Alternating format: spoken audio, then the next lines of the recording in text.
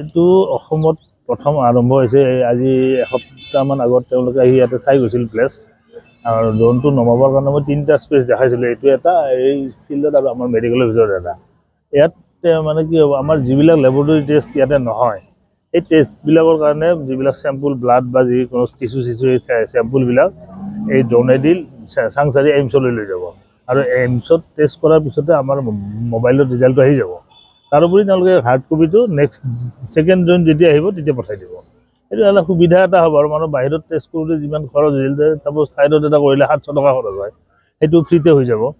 বা আপোনাৰ কিমান লিভাৰ ফাংচন টেষ্ট বা এইবিলাক কৰিলে য'ত 1200-1600 টকা যায়, সেইবিলাক ফ্ৰীত হৈ যাব।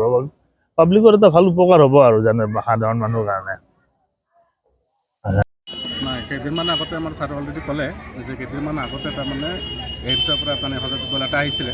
আহি পেলাই তাৰমানে কিছুমান টেষ্ট যেনেকুৱা লিভাৰ টেষ্ট, কিডনী টেষ্ট বা থাইৰয়ডৰ পৰা কিছুমান তাৰমানে টেষ্ট আমাৰ ইয়াতে যিটো নহয়, সেইখিনি টেষ্ট আমি ব্লাড কালেকশ্যন কৰি পেচেণ্টবিলাক চাই এইটোত আমি বাইলসমূহ আমি তাৰমানে পেকিং কৰি পেলাই আমি ড্ৰোনত পঠাই দিম যে এইমছৰ ডক্টৰবিলাকে চাব। এইমছৰ ডক্টৰবিলাকে চাই এই ৰিপৰ্টখিনি আবাৰ যিটো আছে ইণ্টাৰনেটত দি দিব আৰু লগতে মোবাইলতো দি দিব আৰু নেক্সট বাৰ যেতিয়া আহিব সেই ড্ৰোনতে সেইবিলাক ৰিপৰ্টখিনি পঠাই দিব। লগতে আমাৰ কিছুমান ইমাৰ্জেঞ্চি ভেকচিন থাকে, এই ভেকচিনসমূহো তাৰমানে আমাৰ ইয়াতে এই ড্ৰোনৰ সহায় দি পঠাই দিব।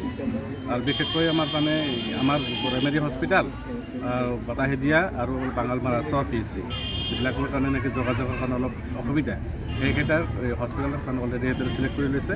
সিহঁতৰ পৰিসৰটো বৃদ্ধি কৰাৰ কাৰণে অলৰেডি তাৰমানে সিহঁতে তাৰমানে চেষ্টা চলাই আছে এই চনতুলিলৈকে সিহঁতে ট্ৰাই কৰিব পাৰি নেকি।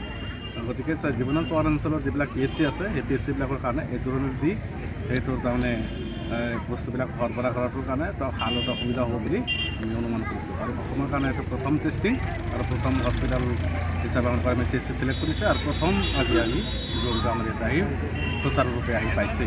গতিকে সকলো আমি যদি পাইছে মই গোটেইখিনি বস্তু চেক কৰিলোঁ। কি বস্তু পাইছিলে সেইখিনি বস্তুৰ ভিতৰত তাৰমানে ৱেইটটো দেখিছে, মানে কিমানখিনি ৱেইট লৈ সিহঁতে তাৰমানে কেৰি কৰিব পাৰে কোনো অসুবিধা নোহোৱাকৈ। সেইখিনি বস্তু আমি কিমানখিনি লৈ তাৰমানে ৱেইট আমি ইয়াৰ পৰা দি পঠাই দিম বা সিহঁতৰ পৰা যিমানখিনি ভেকচিন দিব কিমানখিনি ৱেইট লৈ দিলে তেতিয়া আহি পাব, সেইখিনিৰ কাৰণে আজি তাৰমানে প্ৰথম আজি ট্ৰায়েল আছিল। তাৰপিছত ট্ৰায়েলটো আজি সুচাৰুৰূপে সম্পন্ন হৈছে। বৰ্তমানে কিমান কি ৱেইট মোটামুটি 1.5 কেজিমান ৱেইট দিছে আৰু লগতে কিবা এটা বস্তু দি দিছে।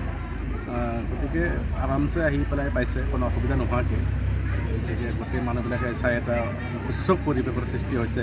চব মানুহবিলাকে চাইছে যেনে বস্তু দেখা হেলিকপ্টাৰৰ নিচিনা দেখা, প্লেনৰ নিচিনা দেখা যাই আছে, কিন্তু সৰু মিনি প্লেন বুলি ক'ব পাৰি আৰু এইটো ভাল মানুহবিলাকে চাই আমেজ পাইছে, ভাল পাইছে।